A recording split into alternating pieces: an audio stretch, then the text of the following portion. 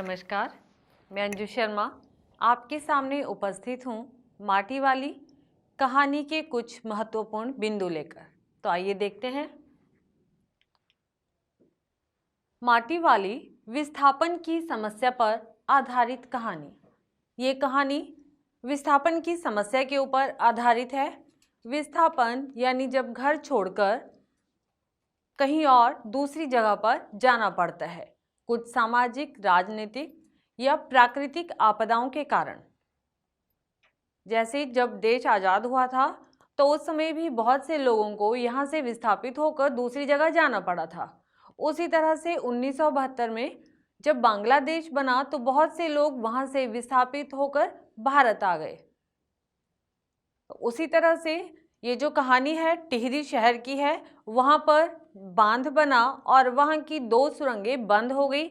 उस वजह से पूरे शहर में पानी ही पानी हो गया और वहाँ के लोगों को विस्थापित होकर वहाँ से कहीं और भेज दिया गया। जिनके नाम पर अपने घर थे, उनके नाम पर अपनी जायदाद थी, उन्हें मुआवजा भी दिया गया। लेकिन ये कहानी एक माटी वाली की कहानी है जिसका अपने नाम के ऊपर कुछ भी नहीं था। पूरे शहर को माटी वाली द्वारा लाल मिट्टी उपलब्ध करवाना। माटी वाली पूरे शहर को लाल मिट्टी उपलब्ध करवाती थी। जिस तरह से आजकल घर घर में गैस है, खाना बनाने के बाद गैस को साफ किया जाता है, उसी तरह से पहले चूल्हे को लीपने के लिए उसके ऊपर लाल मिट्टी को घोलकर लगाया जाता था। उसकी लिपाई की जाती थी चूल्हे की। पूरे शहर को माटी वाली का इंतजार रहता, क्योंकि केवल वही एक लाल माटी लेकर के आती थी।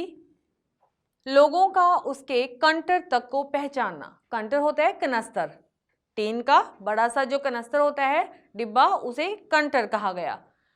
माटी वाली अकेली थी मिट्टी लाने वाली, माटा खान से मिट्टी लेकर के आती वो शहर में। लोग माटी वाली को बहुत समय से जानते थे, केवल उसे ही नहीं उसके कंटर तक को, कनस्तर तक को उसके जानते थे कि माटी वाली आ गई। उसके पास अपने भाग्य के बारे में सोचने का समय नहीं। उसके पास इतना समय नहीं था कि वो अपने भाग्य को कोस सकती या उसके बारे में सोच सकती, क्योंकि माटा खान से शहर तक आते आते बहुत समय लगता था।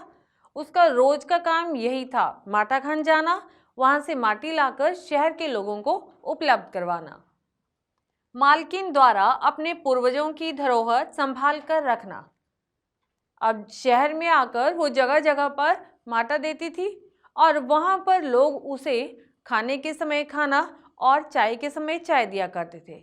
इसी तरह से एक बार वो एक घर में गई, वहाँ की मालकिन ने उसे पीतल के गिलास में चाय पीने के लिए दी। पीतल का गिलास देखकर माटी वाली बहुत खुश हुई कि आपने इस गिलास को, इस पीतल के गिलास को अभी तक संभाल कर रखा है, क्योंकि आजकल तो लोग क्या करते हैं कि पुरानी चीज़ों को नया सामान लाने के लिए औने पौने दामों पर बेच देते हैं। लेकिन जो मालकिन थी वो बहुत समझदार थी। उसने बताया कि ये हमारे पूर्वजों की धरोहर है, इसे हम बेच नहीं सकते और ना ही बेचना चाहिए, क्योंकि पूर्वज इसे बहुत ही मेहनत से न जाने किन किन परिस्थितियों में इन सामान को, इन चीज़ों को जोड़ा है। हम उन्हें बढ़ा नहीं सकते, तो हमें उन्हें बेचने का भी कोई अधिकार नहीं है। भूख मीठी की, भोजन मीठा। अब जब माटी वाली चाय पीती है तो खाने के लिए उसे सूखी रोटी दी जाती है। वो कहती है कि ये भी एक मीठा साग है। क्यों? क्योंकि जब भूख लगी होती है तो भूख कभी भी खाने का स्वाद नहीं देखती। भूख लगने पर हमें सूखी रोटी भी बहुत स्वादिष्ट लगती है। दूसरी तरफ यदि भूख नहीं होगी, भोजन चाहे कितना भी स्वादिष्ट होगा, लेकिन खाने वाले को वो अच्छा नहीं लगेगा, रुचिकर नहीं होगा। इसलिए कहा गया कि भूख मीठी, भोजन मीठा नहीं, बल्कि क्या मीठा है? भूख मीठी है। मेहनत के बाद भी भरपेट भोजन ना मिलना। मेहनत करने के बावजूद माटे वाली को भरपेट भोजन नहीं मिलता था। उसे भोजन के लिए इधर उधर भटकना पड़ता था। बूढ़े की चिंता में घर की ओर जाना। यहाँ बूढ़ा कहा गया है माटी वाली के पति को। बूढ़े की चिंता में, अपनी पति की चिंता में वो घर की तरफ जा रही है। वो सोचती है कि उसका पति बीमार है, बिस्तर से उठ नहीं सकता और बहुत दिन हो गए उसे अच्छा सा खाना खिलाए। उसने बाजार से प्याज खरीदा और सोचती है कि आज जाकर के अच्छा सा खाना बनाकर उसे खिलाएगी। पुनर्वास के साहब द्वारा माटी वाली से वार्तालाप। अब वहां पर उसे पुनर्वास के जो बड़े ऑफिसर हैं, जो बड़े अफसर हैं, वो मिलते हैं। उनका कहना है कि तुम्हें यहाँ से विस्थापित होने के लिए मुआवजा मिलेगा, लेकिन यदि इसके लिए तुम्हारे नाम पर जगह होगी तो तुम्हें मुआवजा मिलेगा। अब जगह तो जहाँ पर उसकी झोंपड़ी बनी थी वो तो किसी ठाकुर की थी, तो उसके नाम पर नहीं थी। अब साहब पूछते हैं कि माटा खान तुम्हारे नाम पर है, माटा खान भी उसके नाम पर कैसे हो सकती थी? तो वो इसी चिंता में है। पुनर्वास वाले साहब ने उसे बताया कि शीघ्र ही पूरे शहर में पानी भरने वाला है, पानी भर चुका है, यहाँ से तुम्हें विस्थापित होना पड़ेगा, कहीं और जाना पड़ेगा। गरीब का शमशान नहीं उजड़ना चाहिए।